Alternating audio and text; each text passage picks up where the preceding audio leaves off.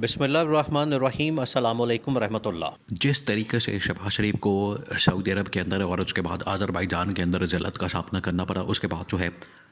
मरकम नवाज़ और शहबाज शरीफ, उसके साथ साथ नवाज़ शरीफ भी मैदान में आ चुका है और उन्होंने बताया है कि उनके साथ किस किस्म का सलूक किया जा रहा है। सऊदी अरब के अंदर जो शहबाज शरीफ के साथ सलूक किया गया, उसके बाद अज़रबैजान के अंदर जो सलूक किया गया, वो बहुत मानीखेज है और उससे अंदाज़ा होता है कि फॉर्म 47 के ऊपर बना हुआ वज़ीर-ए-आज़म, जाली मैंडेट के साथ बना हुआ वज़ीर-ए-आज़म, एक ऐसे मैंडेट के साथ जिसके पास आवाम की ताकत नहीं है, आवाम की सपोर्ट नहीं, आवाम की वोट नहीं, उसके बगैर बना हुआ वज़ीर-ए-आज़म, उसकी क्या औकात होती है। इससे तो एक बात बिल्कुल वाज़ेह हो चुकी है।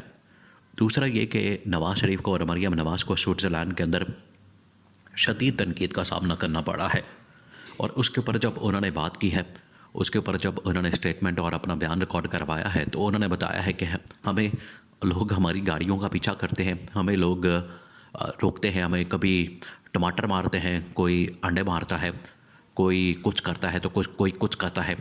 और हम यहाँ पर इलाज करवाने आए हैं, हम यहाँ पर फलाना करवाने आए हैं, हम यहाँ पर ये करने आए हैं, हम यहाँ पर वो करने आए हैं, सफाइयाँ देते जा रहे हैं। लेकिन हकीकत यह है कि आपने पीछे पाकिस्तान को एक ऐसी बदतरीन फ़िज़ा के अंदर छोड़ा है जहाँ पर ना कारोबार है, ना वहाँ पर रोज़गार है, ना वहाँ पर अब एक अच्छा माहौल है और फ़िज़ाई आलूदगी के अंदर इजाफ़ा हो चुका है। शहबाज शरीफ को जो सऊदी अरब के अंदर इस वक्त आलमी रसवाई का सामना करना पड़ा, पहले सऊदी अरब के अंदर, उसके बाद अज़रबैजान बाकू के अंदर, वहाँ पर दो अहम तरीन कॉन्फ्रेंस के अंदर शिरकत करनी थी। लेकिन जब शहबाज शरीफ को दोनों कॉन्फ्रेंस के अंदर, अगर आप उसको देखें, दोनों कॉन्फ्रेंस के अंदर बुलाया गया तो वहाँ किस जगह पर खड़ा किया गया, किस जगह पर उसको लाइन में खड़ा किया गया, किस जगह पर उसकी जगह बनाई गई, किस जगह उसकी कुर्सी रखी गई, किस जगह उसकी उसकी पोजीशन रखी गई, जहाँ पर उसकी तस्वीर ली गई, उससे अंदाज़ा होता है कि इनकी हैसियत क्या है और ये कितनी हैसियत और कितना मकाम रखते हैं आलमी सतह के ऊपर। अगर शहबाज शरीफ की जो इस वक्त इस्लामी सरबराही कॉन्फ्रेंस हुई सऊदी अरब के अंदर, जहाँ पर मोहम्मद बिन सलमान ने दो टोक अंदाज में इसराइल को पैगाम दिया और ये पैगाम जो है एक न्यूक्लियर ताकत से एक्सपेक्ट किया जा रहा था, उसकी तवक्को की जा रही थी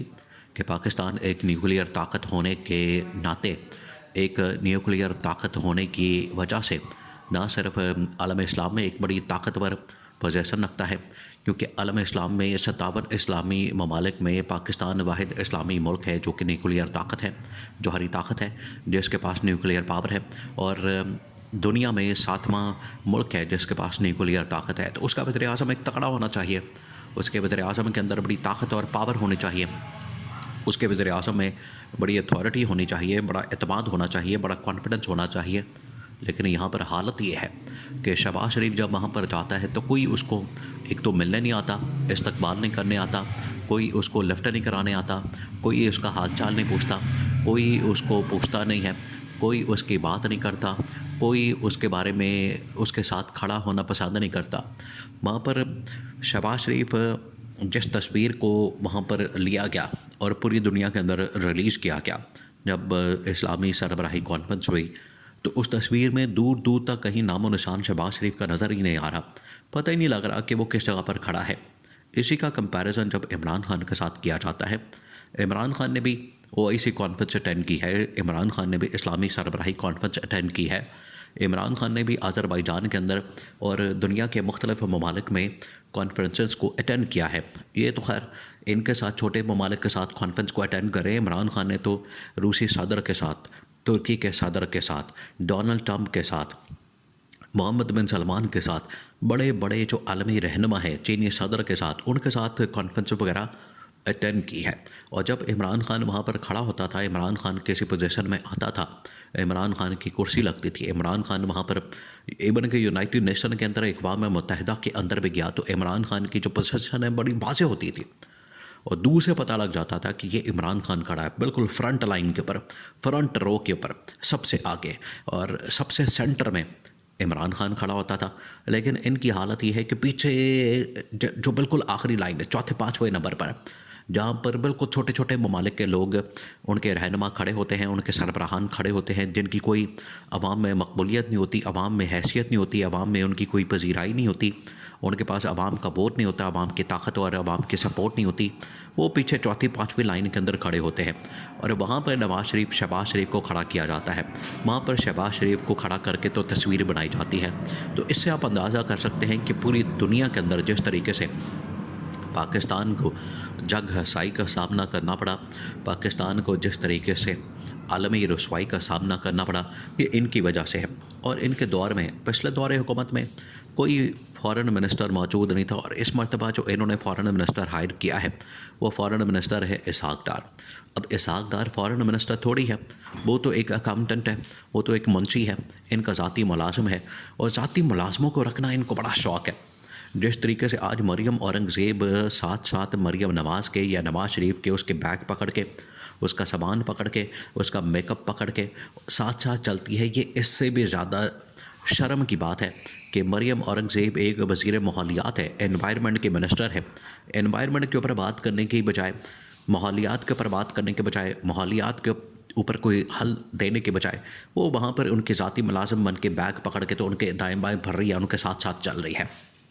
ये इन्होंने इसकी हालत बना दी है। जब इस तरह के हालात बन जाएंगे, इस तरह के मामलात आप चलाएंगे दुनिया में, तो कौन आपकी इज़्ज़त करेगा? आपके तो मुल्क के अंदर फिर इज़्ज़त नहीं होगी तो दुनिया में आपकी इज़्ज़त क्या खाक होगी? इसी वजह से ये लास्ट टाइम भी इन्होंने फ़ॉरेन मिनिस्टर, एक इंटर्नी फ़ॉरेन मिनिस्टर बना दिया था बिलावल भुट्टो को। इस मरतबा भी जो वज़ीर ख़ारजा बनाया है वो मुंशी है, वो अकाउंटेंट है, वो हिसाब किताब जानता है, हिसाब किताब करना जानता है। उसको ना फ़ॉरेन पॉलिसी का पता, ना फ़ॉरेन रिलेशंस का पता, ना बात करने का पता, ना उसको किसी और चीज़ का ढंग है। तो उसने तो कभी डिप्लोमेसी की नहीं, उसने कभी स्ट्रेटेजिक ताल्लुकात को समझा ही नहीं, उसके तो इस तरह के मामलात है ही नहीं। वो तो 2 + 2 करने वाला आदमी है।